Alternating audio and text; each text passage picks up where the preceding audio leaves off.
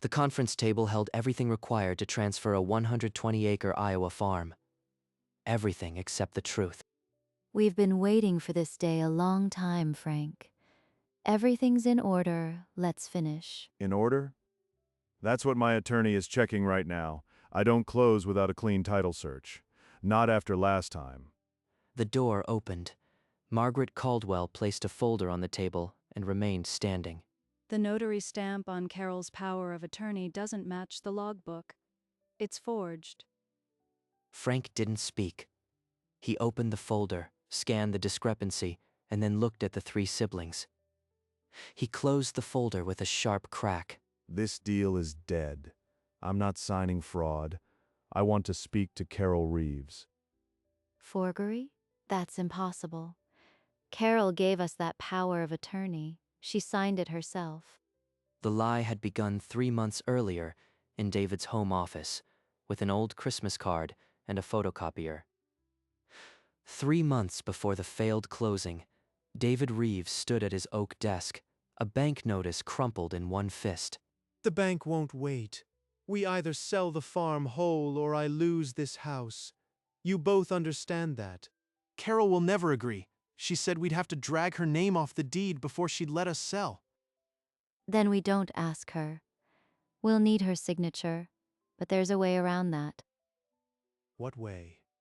She's in Oregon and won't sign anything. A power of attorney naming you, David. If you have authority over her share, we don't need her at the closing. But that's forgery. If anyone checks, they'll see she didn't sign it. Sandra walked to the bookshelf, pulled a faded Christmas card from a box, and opened it for them to see. 3 Christmases ago, she sent this. Right there, love, Carol. I can copy it exactly. With a notary who doesn't ask questions, it'll hold. The three of them stared at the card.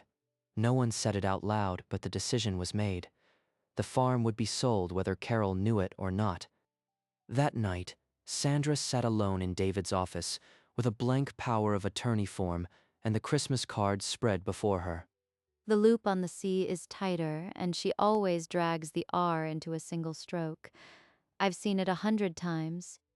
She placed the card on the scanner, captured the image, and printed a ghosted copy onto the POA line. Then she traced. Is it close enough? If someone compares it to her real signature, we're finished. No one's comparing anything. Frank wants the farmland, not a handwriting analysis. It'll hold. The next morning, they called Brenda, a notary who had stamped documents for David before, without asking many questions. You're sure Carol signed this? I don't want any trouble later. Of course she did. She's just in Oregon and can't make the closing. We're doing her a favor. Stamp it, Brenda. Brenda pressed her seal into the paper and signed her logbook, never once checking if Carol was present. It's done. Now we list the farm. By the time anyone asks questions, that deed will be filed and the money spent. David walked the POA into the county recorder's office personally, sliding it across the counter with a steady hand. The clerk entered the parcel number, filed the sheet, and handed back a receipt. No questions. No pause. Within a week, a fresh for sale sign stood at the farm's road frontage, and the agent's listing went live. We'll get top dollar for this parcel. 120 acres of prime corn and soy doesn't sit long. The drone photo captured the farm in golds and greens. Frank Hansen scrolled to it on his computer at breakfast the next morning. That soil hasn't been overworked. I can see it from the way the water runs. Show me this one today. He walked the property alone, crouching to sift the dirt through his fingers, and by sundown he'd made his choice. Full ask. 1.3 million. And he wants to close the Friday before planting. Signed, sealed, delivered. See, David? I told you it would be smooth. Carol's name didn't come up once. They counted down the days to their payoff, never suspecting that the buyer had already called his title attorney. Margaret, it's Frank Hansen. I'm under contract on 120 acres. Before I sign, I want you to tear that title apart. By the next morning, The closing file landed on Margaret Caldwell's desk. She'd handled Frank's deals for 12 years. 3 owners on the deed and a power of attorney from a 4th sibling in Oregon. I'll pull the recorded copy and the notary's logbook. She spread the POA beside the old Christmas card Frank's office had obtained from the listing agent. The C is too uniform, no natural variance, and the terminal stroke on the R lifts where it should drag. Then she pulled the notary's logbook for that date and traced her finger down the sequential entries. 11:47 a.m., but the entries before and after are clustered around 9:15 and 2:30. Why the gap? She photocopied the page, circled the timestamp, and wrote 2 words on a sticky note, "Verify notary." Frank, something's off with the notarization. I need to pull the notary's seminar records. Don't wire anything yet. It was a 2-word hunch that would stop a $1 million sale and drag a family secret onto public record. In the county archive, Margaret pulled the notary's full logbook for that week and spread it open on the table. All 4 notarizations on that date are sequential except Carol's. That one sits at 11:47, right in the middle of nothing. She dug through her email and found the Iowa Notary Association Bulletin, a 6-hour continuing education seminar in Cedar Rapids, on that exact date. She called the seminar organizer and requested the sign-in sheet. The fax arrived 30 minutes later. Brenda L. signed in at 8:15 a.m. and stayed for the full 6-hour session. She couldn't have been at David Reeves' house at 11:47. She placed a printout of the seminar brochure beside the logbook, and then she mapped the distance between the 2 locations. 190 miles separated the seminar hall in Cedar Rapids from the address listed on the power of attorney. This notarization is a lie. The POA is forged. She drafted a single-page affidavit of her findings, attaching the logbook, the seminar sign-in, and the mileage calculation. Frank, the power of attorney is fraudulent. The notary was 200 miles away when she allegedly witnessed Carol's signature. Call me. At 9:30 that night, Frank Hansen's phone buzzed inside his pickup, parked on the shoulder of a county road. He answered before the second ring. What did you find? The notary on the power of attorney, Brenda L., was in Cedar Rapids at a continuing education seminar when she supposedly witnessed Carol's signature. So they forged the whole thing. Sandra, David, John. They tried to sell me land they didn't have the right to sell. That's correct. I've compiled an affidavit with the seminar sign-in and the logbook. The signatures won't hold up in court. Kill the deal. I won't touch it, but I want the sister found Carol Reeves. She needs to know what her family did. Margaret opened a database she'd used a dozen times, a genealogy service that cross-references property records, obituaries, and old phone listings. She typed the Reeves name, narrowed by age and last known state, and hit search. One entry glowed in green Klamath Falls, Oregon. The record included a phone number and a home address. Margaret wrote them down on a sticky note and set it beside the forged POA. By morning, the fax would carry a single question toward Oregon, but for now, the slip of paper glowed under the lamp like a fuse waiting to be lit. The fax machine in the corner of Carol's living room chattered at 7:22 a.m., printing pages while the apartment sat empty. Her sedan pulled into the driveway 3 hours later. She carried a bag of groceries and her work boots were mud-caked. She saw the blinking light on the answering machine and the stack of papers on the fax tray before she even set the bag down. Carol lifted the top sheet from the fax tray, her fingers already unsteady. The cover note was on legal letterhead. Ms. Reeves, if you did not sign the enclosed power of attorney, your property rights are being violated. Call me immediately. Below it, a copy of a power of attorney with her forged signature, Love, Carol, traced from an old Christmas card. Her siblings had stolen her share of the farm she'd promised her father she'd never sell. They forged my name. They sold the farm behind my back. For a long moment, the only sound was the hum of the refrigerator. The fax hung from her hand like a verdict she hadn't known was coming. She had to decide what to do before the closing that was supposed to happen that Friday. She dialed the number on the fax cover sheet before the paper stopped trembling in her hand. Is this Margaret Caldwell? My name is Carol Reeves. I just received a fax I didn't ask for. Ms. Reeves, your siblings filed a forged power of attorney to sell your family farm. The buyer halted the closing when I found the notary discrepancy. It's really gone? The farm? They can't. I never signed anything. The sale is stopped. But you need to come to Iowa immediately. The title needs protection, and you must decide whether to press charges. I'll drive. I'll leave tonight. What address do I need? I'll fax you Frank's number and my office address. He's a good man. He asked me to find you. Carol wrote the directions on the back of the forged POA, then pulled a duffel bag from the closet. They made me the difficult one. Now they'll learn what difficult really means. At 3 a.m., she locked her apartment door, the fax folded in her jacket pocket, and started the engine. Carol drove through the dark, the highway unspooling like a tape measure, each mile pulling her closer to a home that had been stolen. Dad said to keep this land in the family. He never said anything about keeping the family in it. Just past dawn, she crossed the Iowa state line. The sign blurred past her window like a warning or a welcome. 300 miles behind her, David, John, and Sandra sat in the same conference room that had been set for a closing, now empty except for a canceled contract. The agent said Frank's attorney pulled the plug. Some title discrepancy. He wouldn't even talk to us. Title discrepancy. We recorded the POA. It went through. Something else must have spooked him. What if they figured out it was forged? They could call the cops. We'd lose everything. Stop it. Nobody's calling anyone. We just need to find another buyer.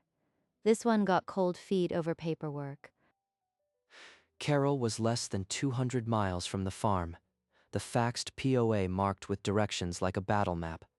The farm sat in the morning mist, unaware that the reckoning its owners thought they'd dodged was about to pull into the gravel drive.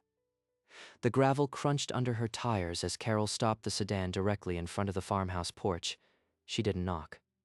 The screen door banged shut behind her. David, John, and Sandra turned from the kitchen table, coffee cups halfway to their mouths. Carol, we didn't expect you. What a surprise. Carol pulled the folded fax from her jacket and laid it on the table. The forged signature faced them like an indictment. This is my signature, and this is where you stole it from an old Christmas card. Tell me I'm wrong. It's not what it looks like. We were trying to protect the farm. You wouldn't return calls.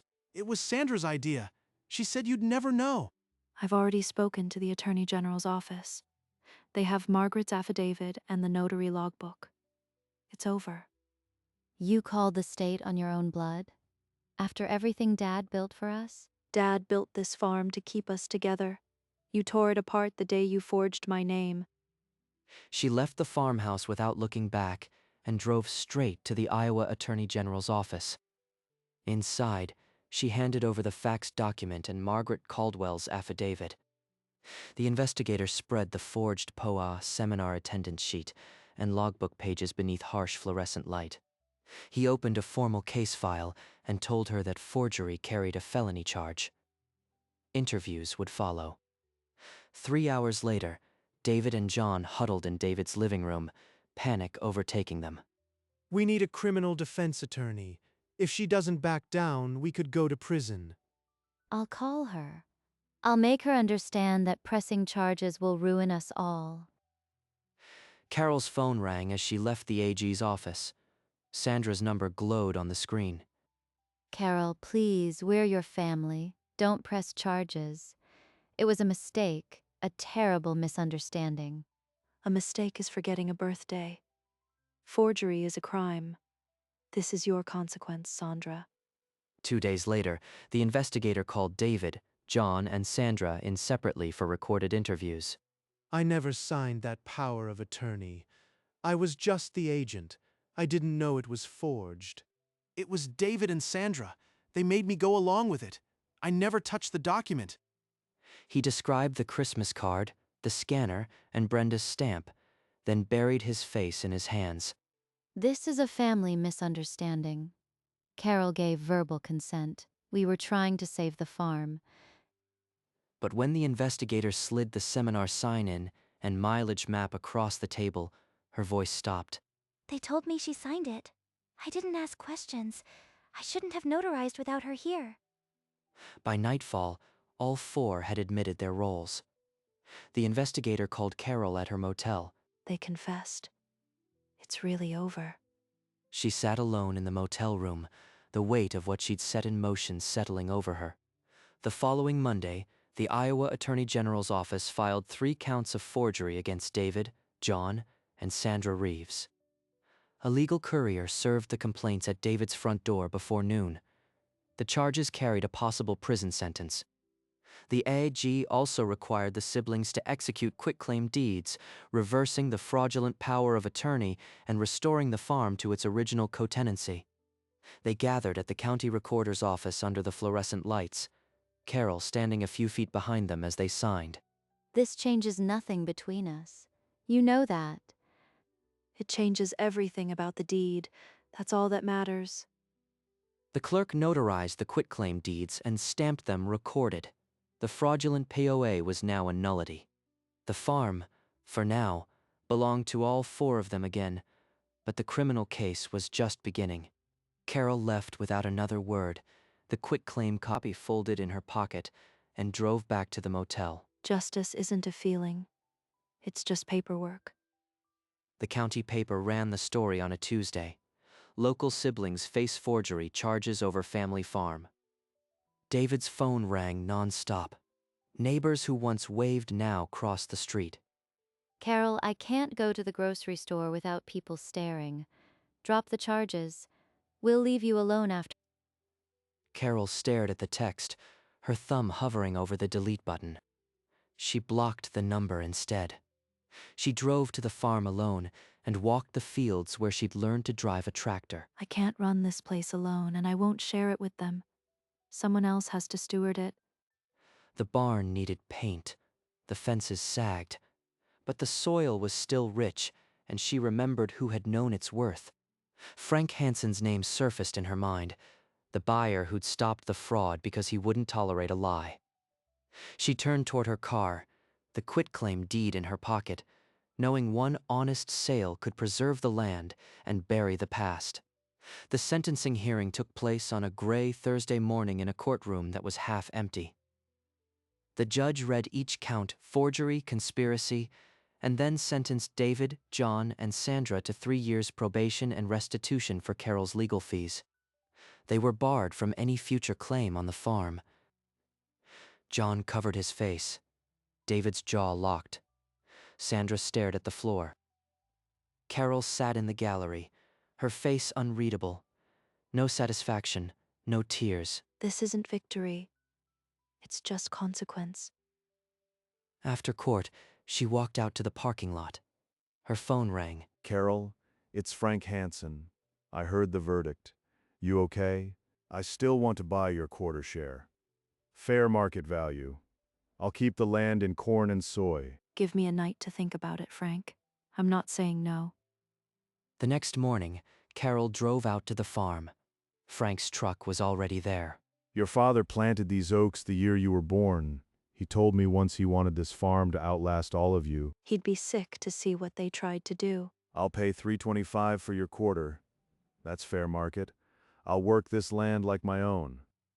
It was more than her share of the forgery sale would have been, and it came with a promise. Then you've got a deal, Frank. I'll have Margaret draw up the papers. Clean title, no corners cut. They shook hands as the sun climbed over the cornfields, a deal built on soil and trust. This is what Dad would have wanted.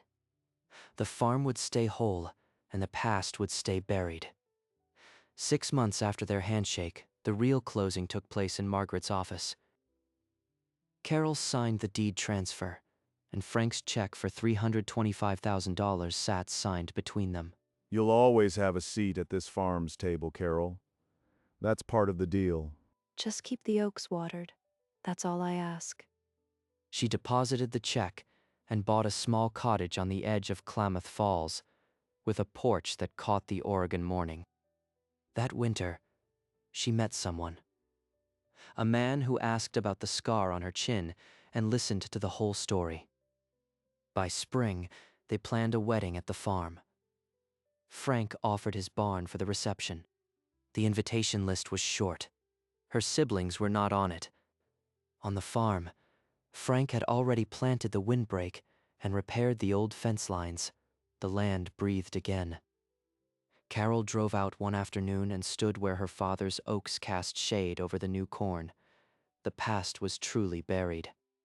On the first Saturday in May, cars lined the farm's gravel drive. None of them carried her siblings. Carol walked out in a simple white dress, the scar on her chin lit by morning sun. Frank stood under the oaks with the small gathering, his eyes crinkling in a quiet smile. They aren't here. For the first time, I don't care. She married her partner beneath an arch of split oak, the same wood her father had stacked years ago. As evening fell, the barn doors opened and a string band began to play. Carol danced on the packed dirt, her husband's hand in hers, the oaks silhouetted against the dusk. Frank leaned on the doorframe, raised his glass to her, and nodded. The farm is safe. This is the family I chose. The night ended with a bonfire, the quilt from her father's house around her shoulders. 1 year after the wedding, Carol drove up the gravel drive and saw the new no-till strips Frank had told her about. Cover crop rye, no plow. The water stays in the soil now. It's how your dad would have done it if he'd had the grants. He stopped by a young bur oak and pointed to a small plaque that read, "In memory of the Reeves family." They would have hated this when they were alive. Now they'd just be glad it's still here. They carried glasses of iced tea to the porch. The land rolled out green in every direction. It's whole, Carol. That's what matters. One farm, one plan, nobody trying to carve it up. I didn't keep the farm. I kept a promise. They sat without speaking, listening to the wind move through the oaks her father had planted. She realized the farm was in better hands than if her siblings had ever sold it to a developer. The family might be broken, but the land was whole. As the sun dropped toward the oak line, Carol walked to her car. She paused with the door open, looking back at the farm. She turned the key, and the sedan rolled down the gravel drive, dust rising in the still air. He always said the land remembers. In the rearview mirror, the barn and the white farmhouse grew small, framed by oaks that had stood for 4 decades. The sale that almost stole her birthright had been stopped by a stranger who simply refused to be a party to fraud. Justice, it turned out, wore a plaid shirt and carried a photocopied logbook. I didn't win. The farm won.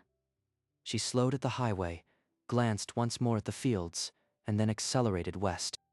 Behind her, the farm settled into twilight, exactly as it was meant to be, whole. Fade to black. 1 year after the final papers were filed, the 120 acres looked different. The corn stood tall and even, the soil dark and healthy under the no-till management. Frank's stewardship had turned the farm into a model of conservation, just as he promised. The oaks Carol's father planted now shaded a new generation of trees. The land had outlasted the scheme, the trial, and the broken family ties. A piece of paper with a forged signature had almost undone 4 decades of work. But a meticulous buyer and a forensic title search had caught it. Some things, like good soil and a person's integrity, can't be faked. The farm would stand, whole and productive, long after all of them were gone. And that, more than any verdict, was the justice that mattered.